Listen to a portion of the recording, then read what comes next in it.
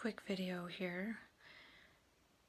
Last night I was saying that I had a tiny bit of fear from my extrapolations and perhaps I need to ease off, at least in making videos about them. And then when I was going to sleep, it felt like that thing again where I was almost looking on the inside with inner eyes. And it wasn't just like falling into a dream, but what it really felt like was remote viewing. My mind was going to these different places and I could see them in great detail. One was like this greenhouse with these vertical tile things, and it was kind of small and the paint was sort of chipping off. And then I also saw myself walking and talking to my phone, like doing a video, kind of like yesterday. It was like a quick review of the day that I could see kind of faintly. It was really strange. And I had taken half a Seroquel and one trazodone, and I wasn't quite falling asleep, so I took another half of Seroquel. I guess I could have taken another half of trazodone, but I just didn't really want to chance it. So I have to be a bit careful with the self-dialogue these next few days, I think. And I'm also wondering if I would do well on polyphasic sleep. And I think I've said this before, because my brain just doesn't want to fall asleep.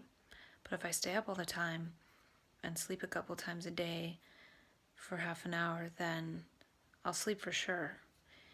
And that would be kind of sleeping like a manic, but then I would probably need to transform into a superhuman and get a lot done. So I'm thinking that might be worth a try, though it might get my brain into more trouble than it wants to be in. So I'll keep going with this hearty nutritionals and ECPRs next week, and so I'll keep going towards that and then see what happens. I really hope my brain can just hold it together. And I wanted to stay here in California until mid-August, but I'm not sure. I'm really not sure. I hope I make it till at least mid-May. We will see.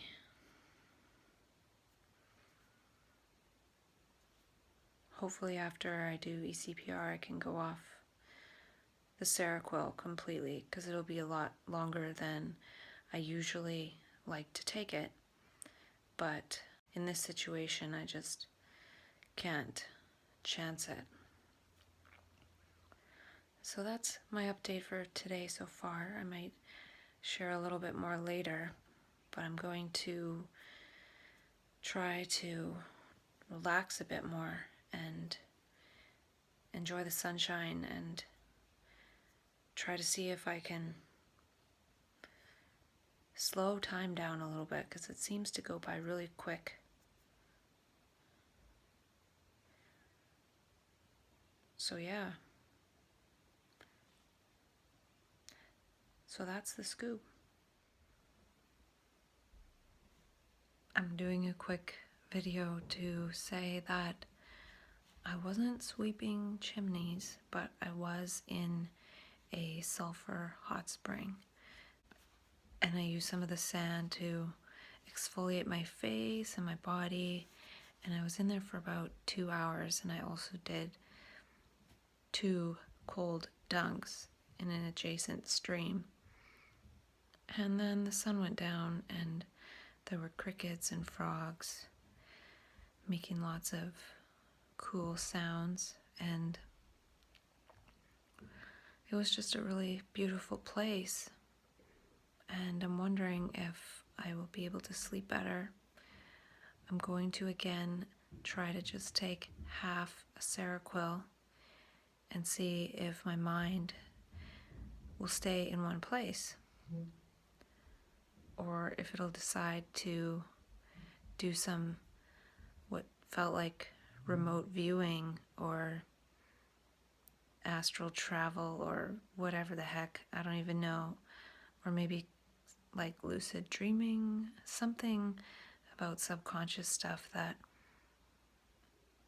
my mind doesn't want to click into sleep.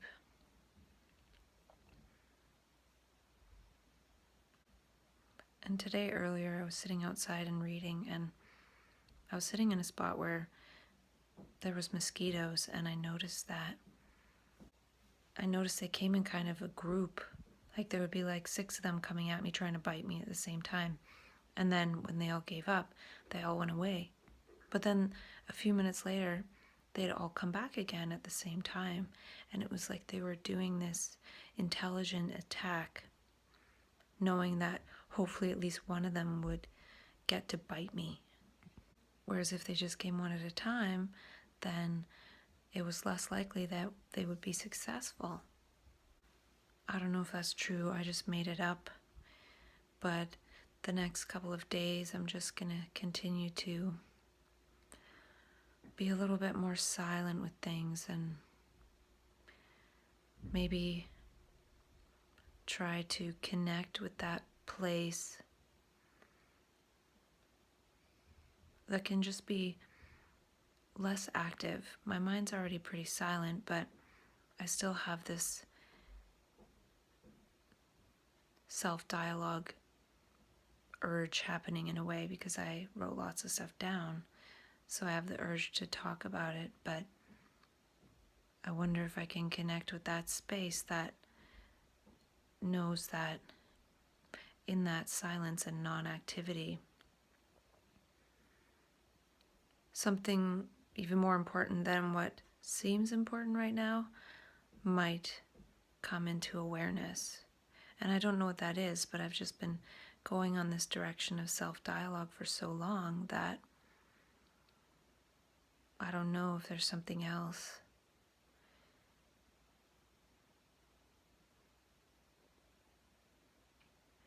And maybe it's just taking the opportunity to just really go into that non-active state, especially right now when it seems like my brain doesn't want to go to sleep. So now is a good opportunity because since I've been in California, I have been doing some self-dialogue, and my brain has been going to some places that I don't want it to go. So I think I'll continue to write stuff down and then see if I want to talk less about it, because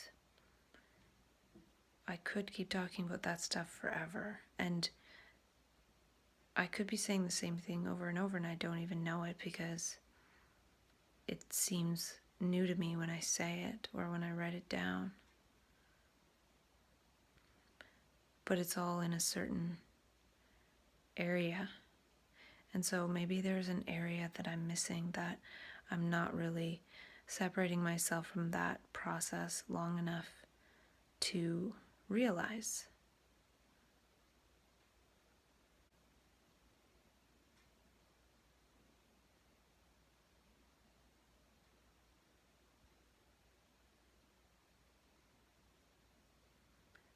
It's hard to say. Perhaps I could just take pictures of my notebooks and put them on my blog and then just talk about other things in the moment.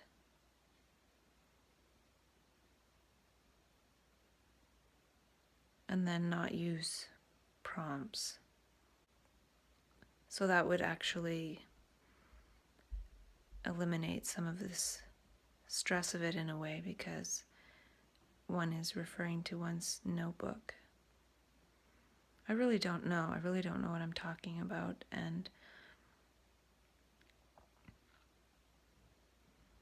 I'm not sure what I'll do with it all. I guess the thing is, like I said probably a couple times already, is just giving space to see what else might need space in order to arise.